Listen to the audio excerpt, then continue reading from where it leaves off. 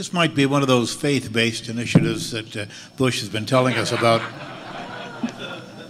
And yet at the same time, I know I've had this conversation with Randy. In my wife's final illness, people offered me things. They offered me a magnetic blanket and this and that. And happily I knew Randy, so I didn't waste any time, but I would have done anything. And so I wasn't stupid, I wasn't mean. I would have done anything to try to save my wife. So they're not, as Penn said earlier, they're not saps when they fall for this stuff. Ma'am, you have to stand and the whole room is going to look at you. Everybody point at her so she'll feel comfortable. Okay. Believe it or not, I'm a librarian, so I'm used to people pointing at me. My question goes back to when you're talking about critical thinking, a lot of you are talking, creation versus evolution, and I think from a librarian's standpoint, it goes much farther back, and I know that in Ontario, Canada, they've actually now have a course added to the curriculum that's compulsory from K to 12, or will be in the fall. That's a critical thinking course that goes to the very basics of looking at, is this a good toy versus, that's going to last versus a bad toy. Are there other initiatives like that happening across the U.S.? I'm just curious to know what. In terms of education? Yeah, in terms of education. Initiatives on skeptical thinking and critical thinking in the educational process. Well, we're just doing what we can do as publishers. Junior Skeptic Magazine, Baloney Detection Kits, Baloney Detection Kit books for kids. That's what we do. That's our approach. I think it's a good approach to take. While I'm speaking, let me just come back to this other question for just a moment, because we kind of dodged that. The question really, I think, was asked was, can science and skeptical thinking be applied to economic and political questions? And that's one of those ones that makes people really nervous, like religion does for a lot of people, but not us, but for us, it does. And I happen to think it can. I think we can answer those questions, or at least make an attempt at answering those questions. And the groups that do that are usually called think tanks, like the Cato Institute or the Rand organization, Santa Monica. And unfortunately, they're all pretty much labeled as right or left. Well, the left-wing scientists have this data, and the right-wing scientists have that data. I want scientists with no wings at all. Can't we get those guys? And I think that is possible. But I don't come at this from a middle-of-the-road perspective. I'm a libertarian. I do think that more liberties are better, free markets are better than non-free markets at solving social problems, even though they're not perfect. I think there is data to support this, although it's so hugely controversial, and skeptics have largely avoided that, and the humanist movement tends to be pretty strong left-leaning. You'll see in the Humanist magazine, for example, the watch on the right. Well, where's the watch on the left? But like all revolutions of huge establishment, like education, it's a huge establishment, it's real slow. All the science education standards that I know about, and I've looked at a whole lot of them in my line of work, do encourage critical thinking. So I think that in the future there's going to be more of a call for the kinds of lessons that you're developing and that maybe other skeptics can develop to help teachers learn how to teach critical thinking. It's not, for a science teacher it's a slam dunk because science really is critical thinking as applied to solving problems of the natural world. And so I think that science education is a very logical place for critical thinking kinds of exercises to take place. So I'm hoping in the future, 25 years from now, because evolution goes slowly, we will have much more of this. I would say there's critical thinking and there's critical thinking. I lectured at a school in Florida, in Central Florida, a couple of years back, and I remember I was told by the people who hired me, some board member or other, he said, "We're very happy to have you here because we're very interested in critical thinking.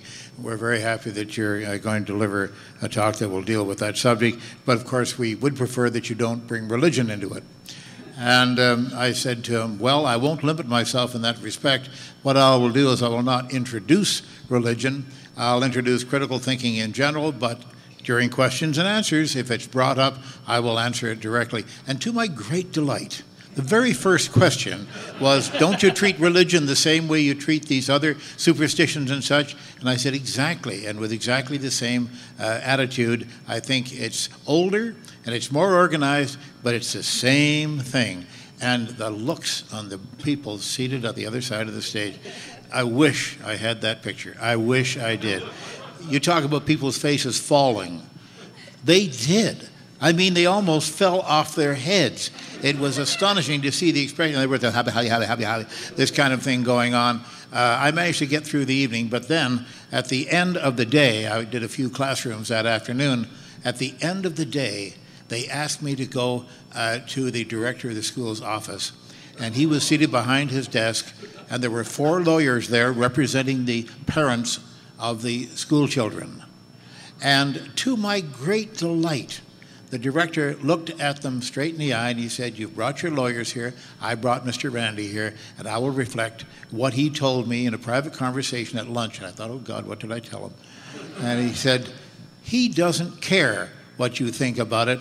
He believes he's right. He's telling people what he believes to be right, and that's all he's telling them. He's not saying he is right.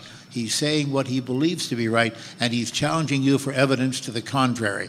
And the lawyers looked at one another and they started a lot of and they eventually left the office. I left shortly before they did, and I was seldom as satisfied with that visit as I have been in many, many years now, I'll say. So critical thinking is critical thinking is critical thinking. Sometimes it differs greatly. And when they tell me, they talk about everything except, and they name a subject. And they've even had them say something like, except the Bermuda Triangle, because one of our teachers here believes in it. Yeah, right. You think I'm going to avoid that? I'll bring up Bermuda shorts. I'll bring up everything I can in order to make sure the subject gets mentioned. You know what happens when a lawyer takes Viagra? He gets taller. Scott?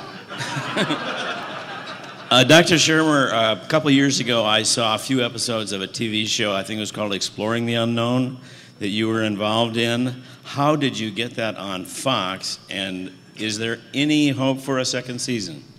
Right. The question's on the television show Exploring the Unknown, which was on Fox Family Channel, which is different than Fox. And then Fox got bought out by ABC Disney, and they canceled all the programming we had in it, so we didn't get renewed. It was actually produced by the same producers that are doing Penn and Teller's Bullshit, Star Price. He's terrific. It's a great crew. Somebody asked about who's doing the research. Do they have a team of scientists? The people that research these TV shows are really thorough. I mean, they call everybody. They're on the phone 6, 8, 10 hours a day. They really do get their minds around most of these questions. It's not that hard with enough time. And so really they do a fair job. I think you can trust that kind of thing. I've been trying to get the rights to do a DVD series of the Exploring the Unknown. We had 13 hours, 64 segments. But getting through the ABC Disney legal department is like calling the IRS. It is unbelievable, and I just haven't been able to do it yet, so we're trying. Michael, I would say that on a Fox program that I don't remember at all, it was several years ago, they once called me on that same subject, or Bermuda Triangle, which I just mentioned, and I referred them to Larry Cush's book and several other references, and I faxed them all kinds of pages from other books that they'd have a hard time getting. And this was their research people. The program eventually went on and didn't use one word of what I had sent them. So the fact that they researched something thoroughly doesn't necessarily mean they're going to use what they find out. That's the problem.